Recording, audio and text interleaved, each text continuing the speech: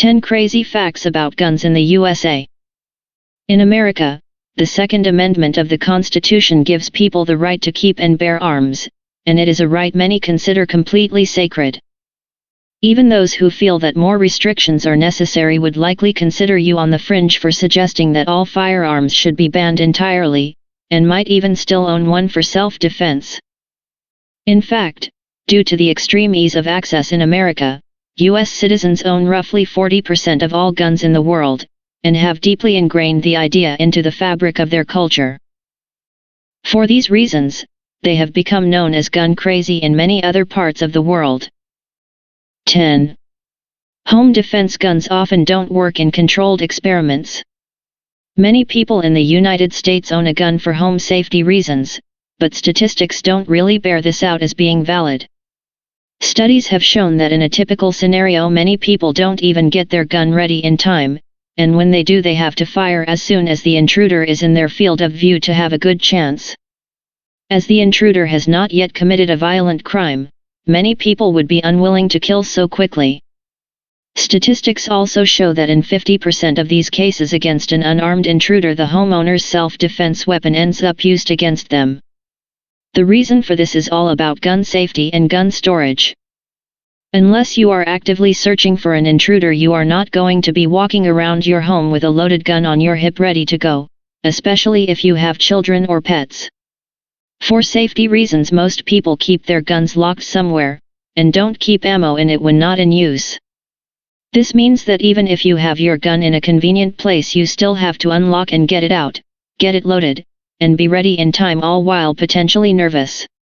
9. Guns in America may be a problem, but mental health is also a factor. One side of the debate will tell you that no gun control laws will help and that it is all about mental health. The other side will say that mental health diseases don't make you go shoot people, and that we shouldn't jump to they are crazy when someone goes on a mass shooting spree. This makes it a false choice where you are supposed to pick from only one of the two, when they can easily both be part of a complex problem. The truth is that more gun control laws will almost certainly make it harder for potential killers to get more deadly weapons, which would save lives. However, we must also accept that mental health is a factor.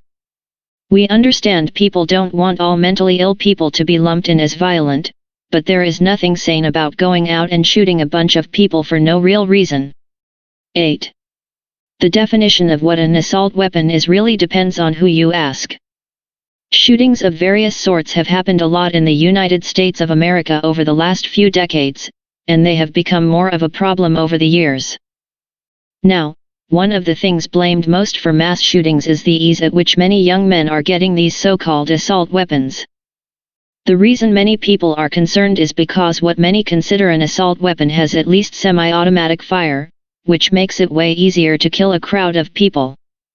Some people object to the assault weapon terminology entirely, saying it is gun control propaganda. That being said, many people do agree on the idea of an assault weapon, but they don't agree on what it is. Some argue that assault weapons are anything with a semi-automatic fire mode that is capable of carrying a lot of ammo, or being fed by a bump stock or other extended magazine to keep killing and killing. Others argue what they feel is a more pure definition, that a gun requires select fire mode, and the ability to switch from semi-automatic to full automatic, before it can be called an assault weapon. 7. Far too many people die in the USA every year from accidental gun injuries. Some people feel that the most important thing being ignored when it comes to gun control is not about background checks, but mandatory training similar to owning a car. Those who advocate for this type of regulation are bothered by all the people who die in the United States every year from completely preventable gun accidents. While it is not the same number every year, it usually comes close to 1,000 deaths, which for perspective is somewhere in the range of about 2.5 deaths per day. Some people will argue that this is only about 3% of gun deaths in the United States every year and therefore not a big deal, certainly not something worth making it harder to get a firearm over. Others argue that with some very simple training, that would not be a very serious infringement on anyone's rights, we could bring the number down to almost zero. These accidents often involve a gun going off when not expected, or being mishandled by a child or animal. If firearms were stored and locked properly, these incidents would not occur. 6. Silencers aren't even a real thing, suppressors are, though. One of the most common tropes in movies is the assassin in the dark taking someone out with a silenced handgun. The weapon is so quiet that you can hardly hear anything at all, and most of us assume that tiny sound is basically auditory feedback for those watching the movie. Unfortunately, it turns out that silencer is kind of a misnomer, as they don't really silence guns at all, they only bring the sound down to tolerable levels. For this reason, they are often referred to as suppressors. The problem is that an incredible amount of energy is being forced through a tiny tube, so you can only bring the sound down so much even with a huge attachment. In popular American movies you will often see a silenced pistol used for a sneaky kill, but in real life, they are really just used to protect the ears of the user. Stealth is not expected. 5. The Second Amendment does not say the government cannot have reasonable restrictions. The Second Amendment of the United States Constitution is probably the most controversial paragraph in the modern history of man. Arguments about how it should be interpreted are incredibly contentious, and friendships have been lost over the issue, as many people feel it truly is a matter of life and death. There are purists who argue that the right to keep and bear arms cannot be infringed at all, so therefore no restrictions on gun ownership are constitutional. However, many on the other side of the debate feel the Second Amendment does not bar the government from creating reasonable restrictions, an opinion which was backed up by right-leaning Supreme Court Justice Antonin Scalia. This leaves the main question of how many restrictions are too many, and what restrictions go beyond the limits and actually infringe on citizens' right to keep and bear arms. 4. Trying to accurately fire with two guns in two directions is basically impossible. Despite being a country that should know guns well, some of the favorite tropes in popular American action movies show firearms in a really unrealistic way.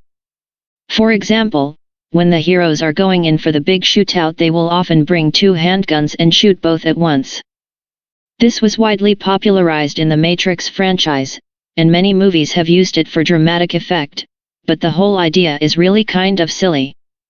For starters, trying to reload when you are using two handguns is so impossible that Trinity and Neo don't even bother, they just toss the old guns on the floor when they run out of ammo and grab more ready to go from their jackets.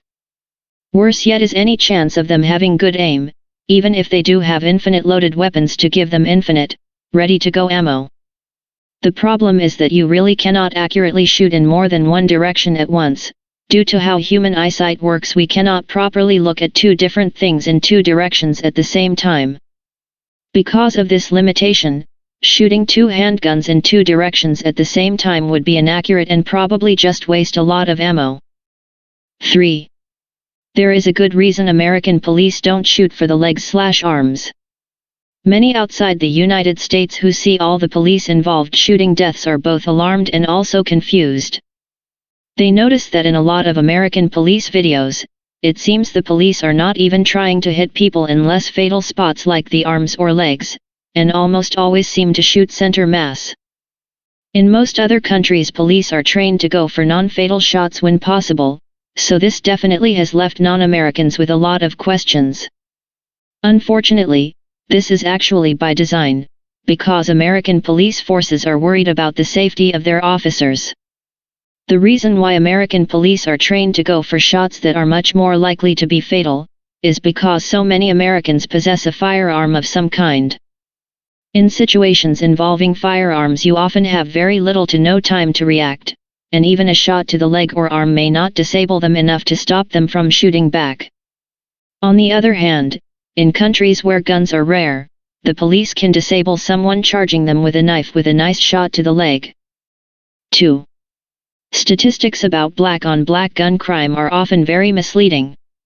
Some people like to bring up black-on-black gun crime in order to somehow invalidate the need for more restrictions on guns in the USA. Now, some statistics do back this up on paper, but they don't show the whole picture. Looking at statistics without understanding the context can lead to the wrong conclusions being drawn, and statistics can be used for manipulative purposes to begin with. As the saying goes, statistics are like a bikini, what they reveal is suggestive, what they conceal is vital. The statistics may show a lot of black-on-black gun crime, but what they don't show without looking more closely is that these are segregated areas that are almost entirely black and have high crime due to poverty. The reason is not some animosity or tribal mentality black people have toward those who look like them, but simply that poorer areas are more likely to have violent crime, especially those with higher population densities. 1. Despite mass shootings, violent gun deaths are steadily decreasing over time. Mass shootings are obviously a very controversial and loaded subject, and most people have a strong opinion about them. These shootings happen relatively often in the USA, and many people feel that in general, the situation is simply out of control. However, while we are not saying this means that more gun control restrictions are unnecessary or a bad idea, the fact is that research actually shows, despite the mass shootings, that overall gun homicides have remained mostly flat since the 2000s. In fact, from 1993 to 2000, a 0.7% drop was seen in overall gun homicides. Since 2000, while mass shootings have ticked upward, overall gun homicides have remained steady at around 11,000 to 12,000 a year. More concerning is that while the USA hasn't seen an increase in homicides from gun injuries, we have seen an increase in suicides by firearm, although we haven't seen an increase in overall suicides. The best way to interpret these statistics is that those who would tend to do violence with guns are becoming slightly more likely to do it in one burst, and those who want to kill themselves are more likely to do so with a handgun, but gun availability is not moving the needle on overall numbers.